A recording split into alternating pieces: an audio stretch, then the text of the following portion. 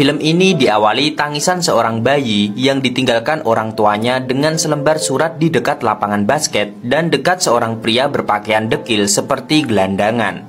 Kemudian pria tersebut membawa bayi itu ke sebuah sekolah kungfu karena merasa tidak mampu merawat bayi tersebut.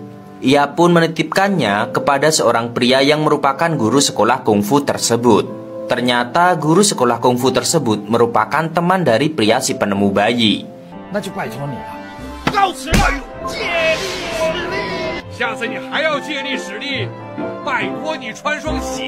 Hingga waktu terus berjalan, kini bayi tersebut sudah tumbuh menjadi anak-anak. Tapi sayangnya ia harus menyaksikan gurunya meninggal ketika gurunya itu sedang mengeluarkan jurus untuk mengubah alam semesta.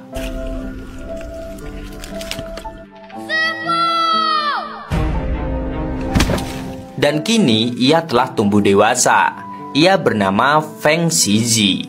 Ia yang ditemukan di dekat lapangan basket saat bayi itu. Kini tumbuh dewasa, jantungnya berdegup kencang tiap kali ia melihat dan mendengar suara pantulan bola basket. Apalagi di saat itulah ia juga melihat seorang gadis cantik yang ia kagumi.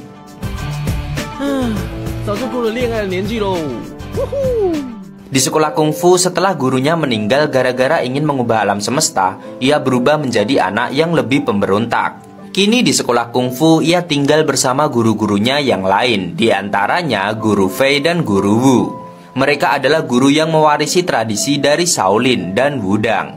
Selanjutnya ada Guru Ni dan Guru Huang. Mereka adalah suami istri yang dulunya sahabat pena. Dan satu lagi kepala sekolah kungfu yang bernama Wang Biao. Ia selalu menjadikan Feng Shiji samsak tinjunya. Padahal tiap kali kepala sekolah meninjunya, ia merasa pukulan kepala sekolahnya sangatlah lemah dan diam-diam ia selalu menggunakan rompi besi. Ia pun dihukum oleh kepala sekolah tidak mendapatkan jatah makan malam dan diminta keluar sementara. Saat ia sedang berjalan-jalan malam di taman sambil bermain kaleng bekas minuman dengan jurus kungfu, aksinya itu pun dilihat oleh seorang pria berambut putih yang sedang duduk di taman.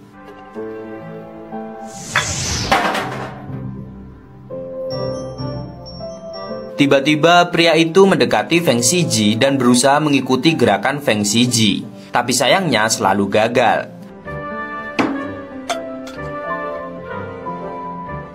Pria itu pun kemudian duduk di samping Feng Shiji dan menanyakan kenapa sudah malam belum juga pulang. Kemudian mereka berdua pun mengobrol. Kemudian melihat Feng Shiji yang belum makan, pria itu pun kemudian menantang Feng Shiji untuk melemparkan koin ke dalam mulut pria tersebut. Dan benar saja, seketika dari jarak yang cukup jauh, koin itu berhasil masuk ke mulut pria berambut putih itu.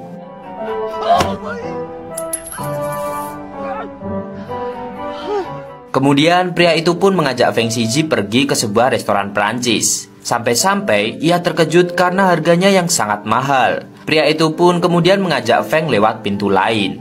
Pria itu menyebut mereka akan masuk lewat pintu VIP. Sesampainya di samping restoran, datanglah seorang wanita berpakaian pegawai dapur. Ternyata itu adalah anak perempuan dari pria tersebut. Pria tersebut pun meminta putrinya itu untuk menyiapkan hidangan untuk tamunya itu.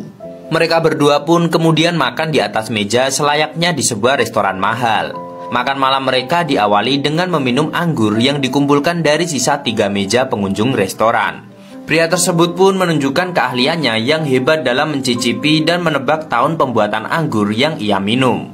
Kemudian sambil mengajak bersulang, pria itu mengatakan tentang rencana hebat yang akan mereka lakukan seketika Feng Shiji pun bingung. Kemudian mereka pergi ke tempat hiburan malam milik Ahui. Di sana Feng Shiji diajak taruhan melempar anak panah dengan anak buah Ahui. Feng Shiji pun selalu menang karena berhasil melempar tepat sasaran. Pria berambut putih pun berhasil mendapatkan banyak uang dari taruhan itu. Kemudian membaginya dengan Feng Shiji. Tapi tiba-tiba Ahui datang bersama anak buahnya dan merasa tidak terima. Kemudian ia meminta anak buahnya menghajar pria tua yang bersama Feng Shiji itu. Seketika Feng Shiji pun melindungi pria tua yang bersamanya dengan meladeni banyaknya anak buah Ahui dengan jurus kungfu yang ia miliki. Dalam waktu singkat, Feng Shiji pun berhasil mengalahkan anak buah Ahui dan meluluh lantahkan tempat tersebut.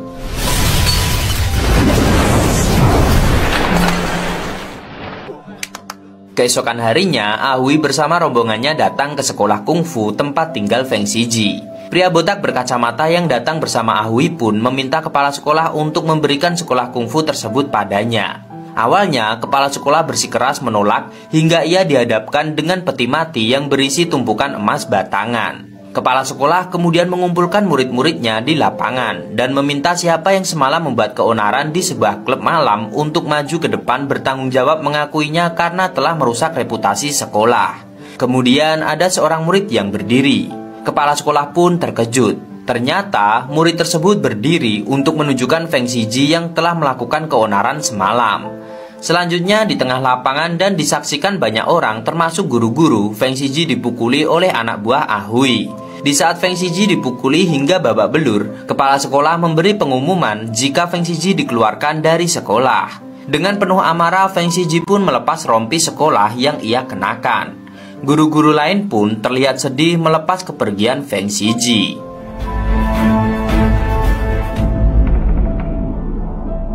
Kemudian Feng Shiji pergi ke taman menemui pria tua yang ditemuinya waktu itu dan yang membawanya ke klub malam milik Ahui. Ia pun minta diantar untuk balas dendam. Tapi pria tua yang bernama Paman Zhenli itu mencegahnya. Ia malah memberi Feng Shiji sebuah bola dan memintanya untuk melempar ke tong sampah. Melihat potensi yang dimiliki Feng Shiji, Paman Zhenli pun kemudian membawanya bertemu dengan Zhou dan mempresentasikan rencananya untuk memasukkan Feng Shiji dalam tim basket. Dan tak lupa membubuhkan cerita sedih kehidupan Feng Shiji yang yatim piatu di dalamnya.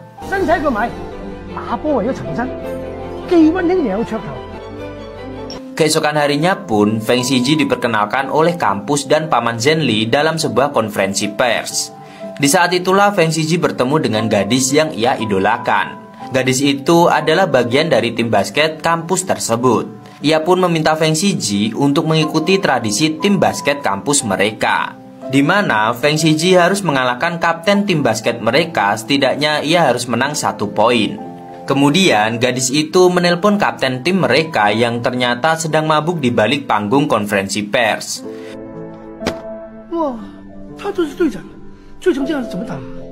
Feng Shiji dan kapten tim basket tersebut pun kemudian bertanding. Pertama kapten tim basket berhasil melakukan dunk, dan kemudian giliran Feng Shiji yang berhasil melakukan lemparan jarak jauh. Keesokan harinya, Feng Shiji marah kepada Paman Zhenli sambil membawa koran. Ia marah karena berita di koran tersebut membicarakan tentang cerita sedih Feng Shiji yang yatim piatu dan dibully oleh kapten basket. Kemudian usai latihan, Feng Shiji menemui kaptennya untuk meminta maaf. Lalu mereka berdua pun mengobrol. Sang kapten memberi nasihat kepada Feng Shiji tentang cara bermain basket, di mana siapa yang berhasil reborn, ia yang dapat menguasai permainan. Kemudian Feng Shiji menunjukkan kemahirannya yang tidak pernah meleset melempar bola ke ring. Selanjutnya, akhirnya kapten basket yang bernama Ting Wei itu pergi latihan bersama timnya. Ia mengejutkan Lily, gadis yang ada di tim mereka. Ternyata ia tak datang sendiri, ia datang bersama Feng Shiji yang menunjukkan kehebatannya.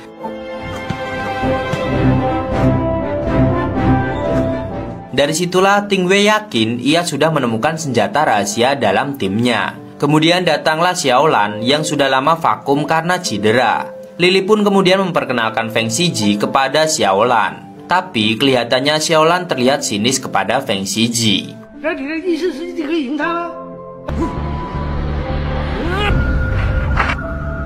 Tim mereka pun kemudian mengikuti pertandingan, tapi sayangnya dari awal pertandingan hingga mendekati akhir, Feng Shiji masih duduk di bangku cadangan. Kemudian Paman Zhenli mencoba membujuk Ting Wei untuk memasukkan Feng Shiji.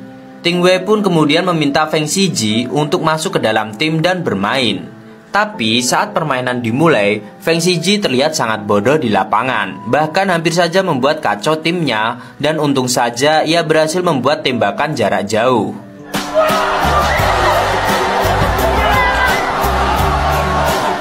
Setelah pertandingan itu, Feng Shiji pun berlatih begitu keras. Di sela-sela latihan, ia pun mendekati Kapten Ting Wei. Ia menagih janji untuk diajari slam dunk. Tak sabar karena kaptennya masih memintanya untuk bersabar, Feng Shiji pun mencoba latihan slam dunk dengan menggunakan jurus kungfu meringankan tubuh.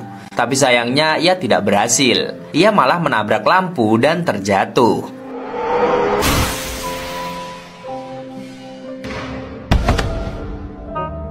Tim basket First kembali mengikuti pertandingan. Kali ini Feng Shiji langsung mendapat posisi sebagai pengambil bola di awal pertandingan. Sebelum mulai dirinya sempat diremehkan oleh lawannya. Tapi siapa sangka setelah pertandingan dimulai, Feng Shiji berhasil mencuri perhatian. Ia pun bekerja sama dengan Ting Wei dan Xiaolan yang melakukan dunk kering lawan. Pemain lawan yang sempat meremehkan Feng Shiji dan timnya pun kini hanya bisa melongo terheran-heran dengan permainan Feng Shiji dan teman-temannya.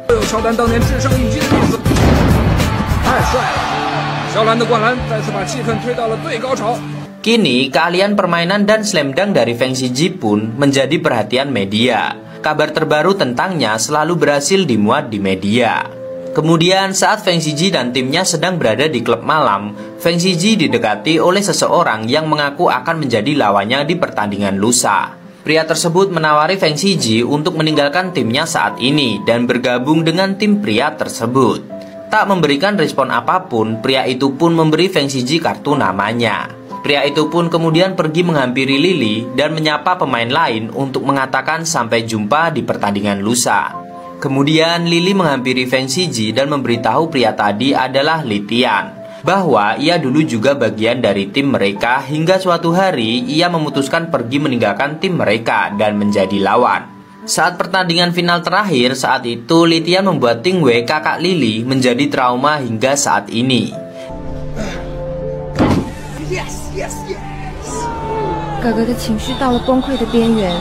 Lily pun mengungkapkan ketakutannya. Ia takut Paman Zhenli menjual Feng Shiji pada Li Tian.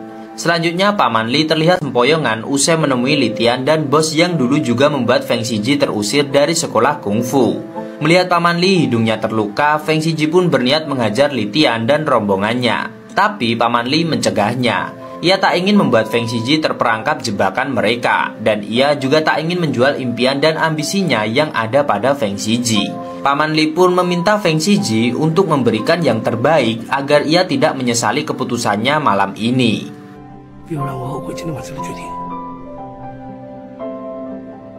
Malam pertandingan pun dimulai. Li Tian berhadapan muka dengan Ting Wei.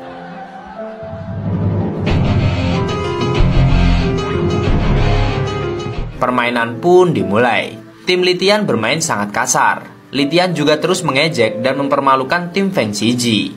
Hingga Feng Shiji pun gantian mempermalukan Li Tian hingga jatuh.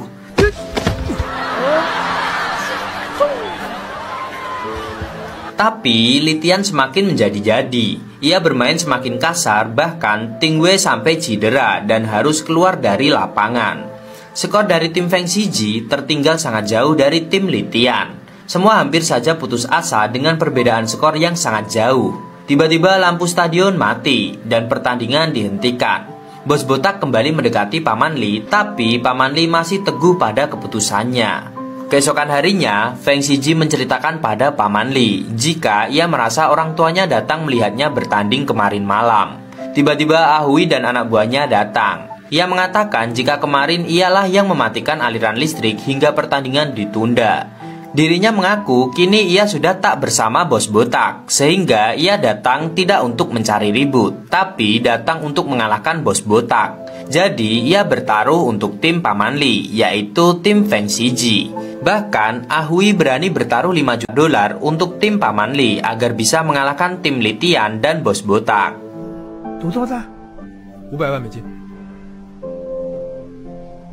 Selanjutnya Paman Li memberikan Feng Shiji kejutan. Ia mendatangkan guru-gurunya di sekolah kungfu. Mereka pun terlihat bangga melihat penampilan Feng Shiji di TV saat bermain basket. Mereka pun mengobrol sambil bersendau gurau. Mereka terlihat sangat bahagia. Kemudian guru-guru menceritakan jika Bi Tianho atau bos botak itu mengambil alih sekolah kungfu mereka. Di tempat lain, Ting Wei yang masih trauma dengan kejadian masa lalu dengan Li Tian, sedangkan Xiaolan pergi ke makam pacarnya. Ia teringat saat-saat bersama kekasihnya itu. Dan malam harinya di lapangan basket, ia harus menolak cinta Lily karena ia belum bisa menerima wanita lain setelah kepergian kekasihnya itu. Melihat Lily yang menangis, Feng Shiji pun mendekat. Ia pun meminta Lily untuk berhenti menangis. Feng Shiji pun berusaha mengungkapkan isi hatinya pada Lily, tapi Lily hanya membalas dengan tawa.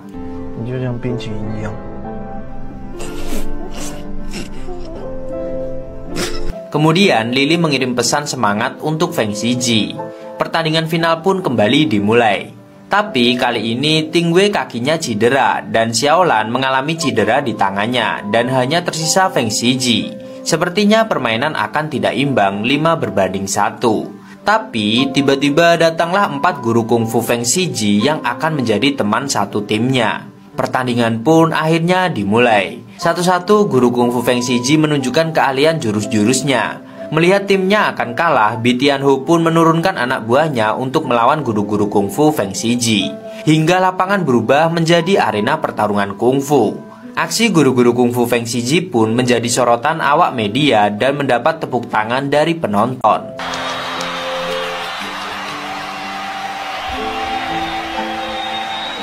Kemudian di ruang ganti, guru Feng Shiji memberikan secarik surat yang didapatnya dari Paman Li, yang menurut Paman Li itu adalah surat dari orang tua Feng Shiji.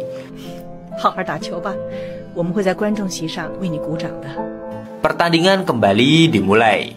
Kini Tingwei dan Xiaolan ternyata mereka sudah sembuh dari cedera berkat diobati oleh guru-guru kungfu Feng Shiji. Mereka berhasil melakukan permainan dengan baik, hingga skor di antara mereka begitu tipis. Saat istirahat, sepertinya Tingwei kembali trauma, ia pun memutuskan untuk memberikan lemparan terakhir pada Xiaolan. Tiba-tiba saat pertandingan akan kembali dimulai, ada seorang bapak-bapak yang memukul kaki Feng Shiji hingga ia terjatuh. Kemudian saat Feng Shiji melempar bola dan hampir saja masuk ke ring, tiba-tiba seorang wasit meninjunya keluar.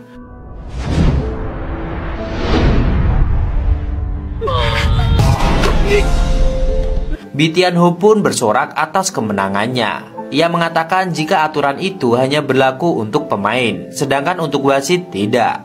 Tim Feng Shiji pun hanya bisa tercengang, kecewa, dan menangis.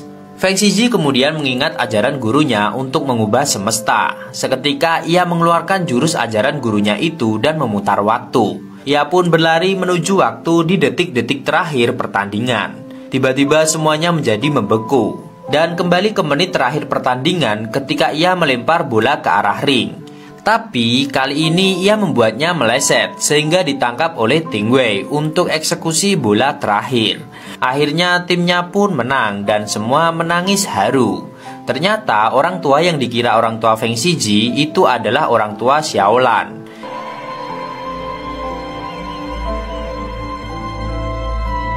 Kini usai pertandingan itu, Feng Shiji menjadi begitu terkenal dan memiliki banyak penggemar. Akhirnya juga ketahuanlah surat yang dikira dari orang tua Feng Shiji ternyata hanyalah karangan Paman Li. Tiba-tiba datanglah mobil mewah yang mencari Feng Shiji dan membawanya bersama Paman Li. Ternyata Feng Shiji adalah anak orang terkaya di Asia. Paman Li pun kemudian membawa Feng Shiji ke sebuah toko jas. Ia pun memberi hadiah Feng Shiji karena esok ia akan menjadi orang kaya. Kemudian ditemani Paman Li, Feng Shiji bertemu ayahnya yang merupakan orang terkaya di Asia. Kalung yang dipakai Feng Shiji selama ini adalah bukti jika ia benar-benar anak yang dibuang waktu itu. Feng Shiji pun menanyakan alasan orang tuanya waktu itu membuangnya. Ternyata saat itu ayah Feng Shiji mengalami kebangkrutan dan dikejar-kejar penagih hutang. Ayah Feng Shiji melakukan itu demi keamanan putranya. Mendengar itu Feng Shiji pun menangis, apalagi saat ayahnya ingin melihatnya dari dekat. Ayah Feng Shiji pun berencana membawa putranya ke London untuk serah terima penerus warisannya. Saat Feng Shiji diajak ke ruang ayahnya, ia pun menghentikan langkahnya dan melihat ke arah Paman Li sambil menangis. Sedangkan Paman Li berusaha tegar melepas Feng Shiji.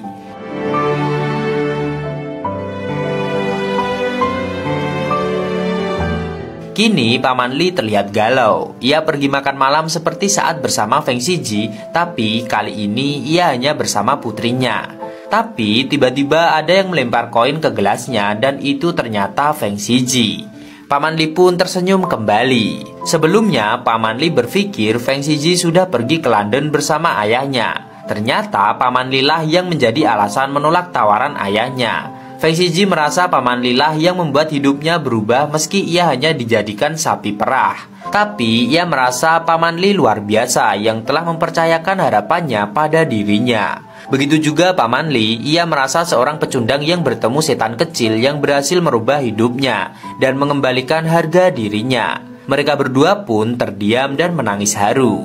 Kemudian mereka tertawa bersama sambil membicarakan rencana-rencana mereka selanjutnya. Dan akhirnya pun Lily bertanya pada Feng Shiji, apakah ia mau membelikan es krim? Dan film pun tamat.